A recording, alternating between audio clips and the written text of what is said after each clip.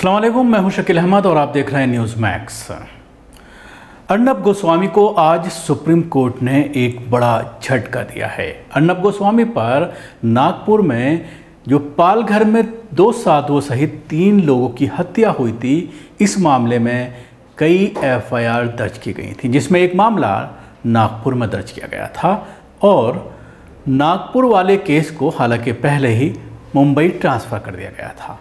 आज उस केस को लेकर अर्नब गोस्वामी ने सुप्रीम कोर्ट में यह गुहार लगाई थी कि इस केस को सीबीआई को ट्रांसफ़र किया जाए और उसके साथ ही एफआईआर निरस्त करने की भी गुहार अर्नब गोस्वामी के ज़रिए सुप्रीम कोर्ट में लगाई गई थी। लेकिन सुप्रीम कोर्ट ने सीबीआई को ये केस ट्रांसफ़र करने की याचिका नामंजूर कर दी।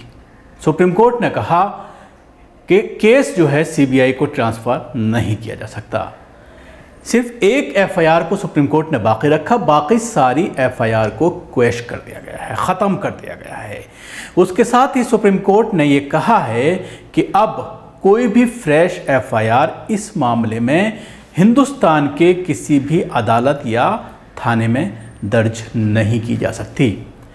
तो अब सिर्फ एक एफआईआर बची है जो नागपुर से मुंबई ट्रांसफ़र कर दी गई है और मुंबई पुलिस इसमें जांच कर रही है, जिसको लेकर पिछले दिनों काफ़ी सुर्खियों में अर्नब गोस्वामी रहे थे। कई घंटे तक लगातार पूछताछ की थी मुंबई पुलिस में और उसके बाद अर्नब गोस्वामी कहीं ना कहीं परेशान नज़र आ रहे थे। सुप्रीम कोर्ट पहुँचे, सुप्रीम कोर्ट ने गिरफ्तारी पर और पूछताछ पर पूरी तरह से स्टे लगा दिया था। इसके साथ ही सुप्रीम कोर्ट ने 3 हफ्ते के लिए स्टे लगा दिया है और आगे फिर इस पूरे मामले की सुनवाई होगी।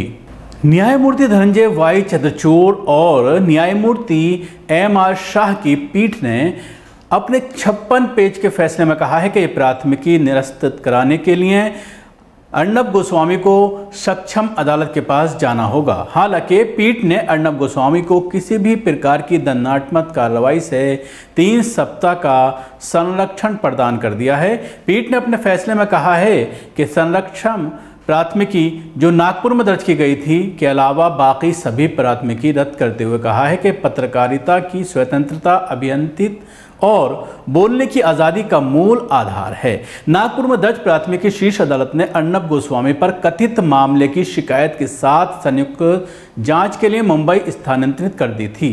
पीठ ने समाचार कार्यक्रम को लेकर अलग अलग स्थानों पर दायर प्राथमिकी रद्द करते हुए पीठ ने कहा है कि इसका दमघोंटी प्रभाव होता।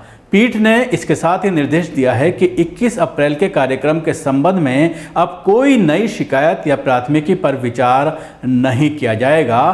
पीठ ने वीडियो कॉन्फ्रेंस के माध्यम से अर्नब गोस्वामी की याचिका पर फैसला सुनाते हुए कहा है कि संविधान के अनुच्छेद 19(a) के तहत पत्रकार का अधिकार ऊंचे पायदान पर होता है और भारत में प्रेस की आज़ादी उस समय तक है जब तक पत्रकार सत्ता के सामने सच बोल सकता है, लेकिन ये स्वतंत्रता निर्बाधित नहीं है। शीर्ष अदालत ने 11 मई को अपने आदेश में कहा था कि मुंबई पुलिस द्वारा 2 मई को दर्ज नई प्राथमिकी में अर्नब गोस्वामी के खिलाफ कोई दंडात्मक कार्रवाई नहीं की जानी चाहिए। इस प्राथमिकी में आरोप लगाया गया था कि उनके कार्यक्रम में की गई कुछ टिप्पणियों से धार्मिक भावनाएं आहत हुई हैं। अपने कार्यक्रम में कांग्रेस अध्यक्ष सोनिया गांधी के खिलाफ कुछ कथित हानिकारक बयानों के कारण अर्नब गोस्वामी के खिलाफ देश के विभिन्न राज्यों में प्राथमिकी दर्ज की गई थी।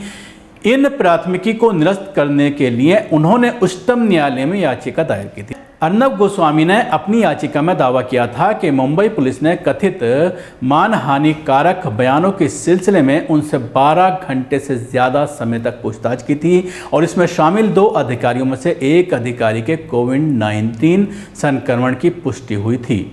इस बीच महाराष्ट्र सरकार ने भी एक आवेदन दायर कर आरोप लगाया था कि अर्नब पुलिस को धमकाने का प्रयास करते हैं।